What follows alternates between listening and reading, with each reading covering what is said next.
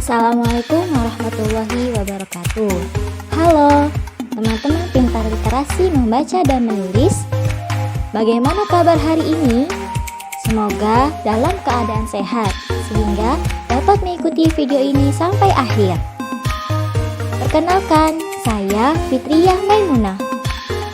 Kali ini saya akan membahas mengenai bahan ajar yang mempelajari materi bahasa Indonesia mengenai texture pen yang terdapat pada kompetensi dasar 3.6, menelaah struktur dan aspek kebahasaan cerita pendek yang dibaca atau didengar. 4.6, mengungkapkan pengalaman dan gagasan dalam bentuk cerita pendek dengan memperhatikan struktur dan kaidah kebahasaan. Dalam kompetensi dasar tersebut menjelaskan mengenai pengertian texture pen, struktur texture pen, dan kaidah kebahasaan texture pen. Tujuan pembelajaran kali ini yaitu yang pertama, siswa mampu menelaah struktur cerita pendek yang dibaca atau didengar, dan yang kedua, siswa mampu menelaah aspek kebahasaan cerita pendek yang dibaca atau didengar. Sebelum menjelaskan materi, coba perhatikan terlebih dahulu penggalan teks berikut ini. Ibu, karya Dwi Astopo Kodari. Tak seperti biasanya, pagi-pagi sekali, Parto telah bangun. Ia menggeliat sebentar, lalu ditatap wajah ibunya yang nampak masih nyenyak benar tidurnya. Parto tidak segera beranjak dari situ. Ia duduk sambil melayangkan pikirannya.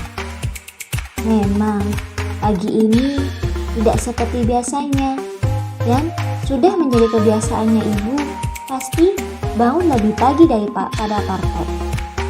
Tapi, pagi ini ibu nyenyak sekali tidurnya. Mungkin tadi malam ibu tidur sampai larut, pikir Parto. Sedangkan ia sendiri sudah tidur usai warta berita di radio jam 7. Hai tukang seni ya, pagi sekali kau berangkat, riak Sumi, tetangga yang tiap malam bekerja menjadi tukang pijat. Parto menoleh. Sumi masih duduk dengan sambil sesekali menghisap rokok kreteknya. Saat Parto lewat di depannya, Sumi tersenyum-senyum simpul.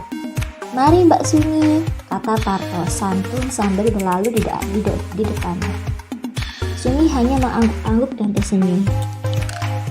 Apakah kalian mengetahui penggalan teks apakah itu? Ya, benar sekali. Penggalan teks tersebut merupakan texture pen atau cerita pendek. Jadi, apa itu texture pen? Texture pen merupakan karya sastra yang memiliki panjang cerita kisaran 500 sampai 5000 kata, yang ceritanya hanya berfokus pada satu kejadian saja. Texture pen menurut Kosasih tahun 2012 halaman 34 mengatakan bahwa texture pen yaitu yang menurut wujud fisiknya berbentuk pendek. Dalam texture pen terdapat struktur texture pen dan kaidah kebahasaan texture pen. Kita bahas terlebih dahulu struktur texture pen. Apa itu struktur texture pen? Ya, struktur texture pen adalah susunan atau tahapan yang mengisi cerita dalam texture pen. Struktur texture pen terdiri dari 5 tahapan. Yang pertama abstrak, kedua orientasi, ketiga komplikasi, keempat evaluasi, dan yang kelima resolusi. Struktur yang pertama yaitu abstrak, merupakan bagian awal dalam cerita atau ringkasan utama dari cerpen yang dikembangkan dalam rangkaian peristiwa. Abstrak bersifat opsional, boleh ada atau tidak ada. Struktur selanjutnya yaitu orientasi, merupakan perkenalan dalam cerita, baik perkenalan tokoh, peristiwa, maupun alur dalam cerita. Jika ingin lebih jelasnya, coba perhatikan contoh penggalan teks berikut ini. Tak seperti biasanya, pagi-pagi sekali Parto telah bangun. Ia menggeliat sebentar, lalu ditatap wajah ibunya, nampak masih nyenyak benar tidurnya. Parto tidak segera beranjak dari situ. Ia duduk sambil melayangkan pikirannya. Nah, itu tadi merupakan contoh dari orientasi, yaitu sebuah perkenalan tokoh yang bernama Parto. Struktur yang ketiga yaitu komplikasi, merupakan struktur yang di dalamnya mulai memunculkan permasalahan-permasalahan yang klimaks. Perhatikan contoh penggalan berikut ini. Dari mana datangnya air ini ya? Tanya orang yang memakai topi merah. Menurut kabar, datangnya dari lereng Gunung Merapi. Di sana hujan sangat lebat. Jadi air ini kiriman dari sana.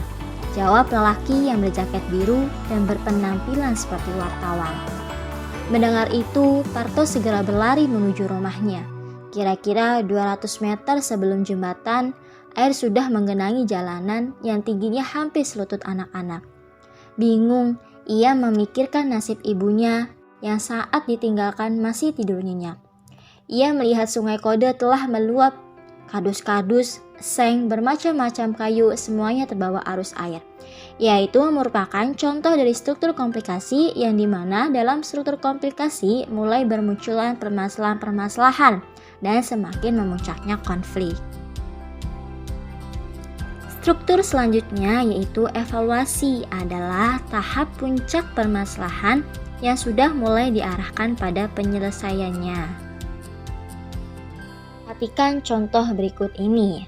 Ibu, jerit Parto sambil mencoba mendekap wanita yang sudah menjadi mayat itu. Parto menangis sekuat-kuatnya. Bu, ini Parto bu, anakmu, jangan tinggalkan Parto sendiri bu, ucapnya sambil tetap menangis terseduh-seduh. Nasi bungkus yang berada di kantong plastik hitam masih digenggamnya erat-erat.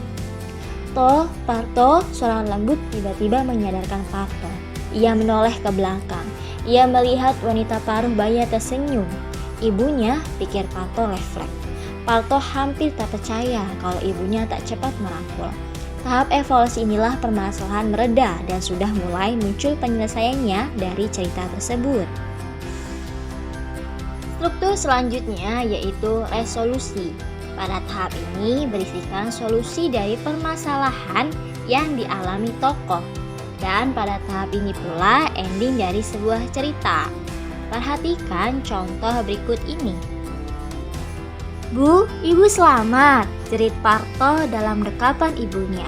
Betul toh, tadi waktu banjir tiba-tiba datang, ibu sedang ke pasar, kata ibunya sambil menenangkan hati anaknya.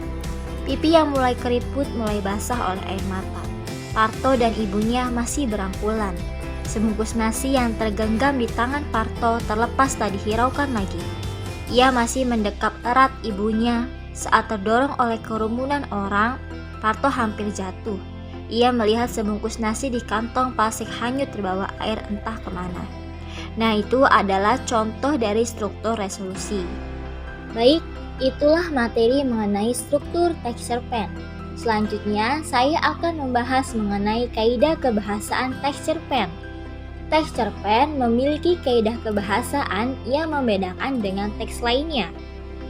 Kaidah kebahasaan teks cerpen diantaranya menggunakan kata ganti orang, menggunakan kalimat deskriptif, menggunakan kalimat atau kata ekspresif, dan yang terakhir menggunakan majas. Baik, langsung saja kita bahas satu persatu mengenai kaidah kebahasaan teks cerpen. Kaidah kebahasaan yang pertama yaitu menggunakan kata ganti orang. Yang dimaksud kata ganti orang di sini yang berhubungan dengan sudut pandang pengarang dalam menuangkan ceritanya, seperti aku, dia, atau nama tokohnya. Seperti dalam contoh berikut ini. Tak seperti biasanya, pagi-pagi sekali Parto telah bangun. Ia menggeliat sebentar, lalu ditatap wajah ibunya, nampak masih nyenyak benar tidurnya. Nah, dalam contoh tersebut pengarang menggunakan kata ganti orang dengan menyebutkan nama tokohnya yaitu Parto. Baik, kita lanjut kaidah kebahasaan yang kedua, yaitu menggunakan kalimat deskriptif. Adalah kalimat yang melukiskan atau menggambarkan suatu objek dalam cerita yang digunakan untuk menggambarkan suasana, tempat, dan tokoh dalam cerita. Perhatikan contoh kalimat yang mengandung kalimat deskriptif berikut ini. Lalu ia berdiri, disingkapnya pintu yang terbuat dari kardus bekas. Ia keluar, ditatapnya langit mendung di sebelah timur. Ada sedikit gumpalan awan memutih. Kedua tangannya masih rapat-rapat dilipat di atas dadanya. Udara kota Jogja memang cukup dingin pagi ini. Kalimat tersebut merupakan kalimat deskriptif karena menggambarkan suasana dalam cerita, yaitu suasananya yang mendung. Kita lanjut ke usul kebahasaan selanjutnya, yaitu menggunakan kata atau kalimat ekspresif, yaitu penggunaan kata atau kalimat yang bertujuan untuk menyampaikan pendapat atau menyampaikan isi perasaan pengarang melalui tuturan tokoh. Seperti dalam contoh berikut ini. Ibu, ibu, jerit Parto sambil mencoba mendekap wanita yang sudah menjadi mayat itu. Parto menangis sekuat-kuatnya. Kalimat tersebut termasuk kalimat ekspresif karena mengekspresikan perasaan yang sedih melihat mayat ibunya. Unsur kebahasaan selanjutnya yaitu menggunakan majas. Adalah gaya bahasa yang digunakan pengarang untuk menyampaikan sebuah tuturan atau pesan secara imajinatif dan kias. Majas yang sering digunakan dalam teks cerpen biasanya menggunakan majas, semile, majas metafora, dan majas personifikasi.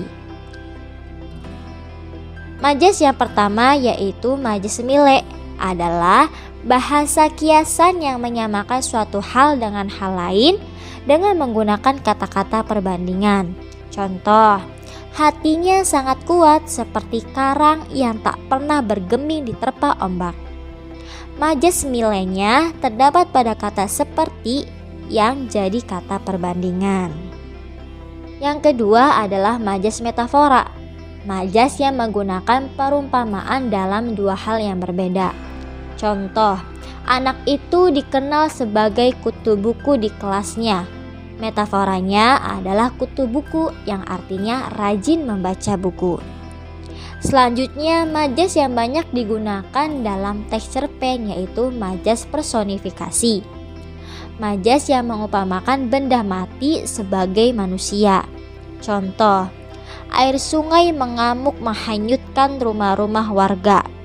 Majas personifikasinya terletak di kata mengamuk karena benda mati menyerupai manusia.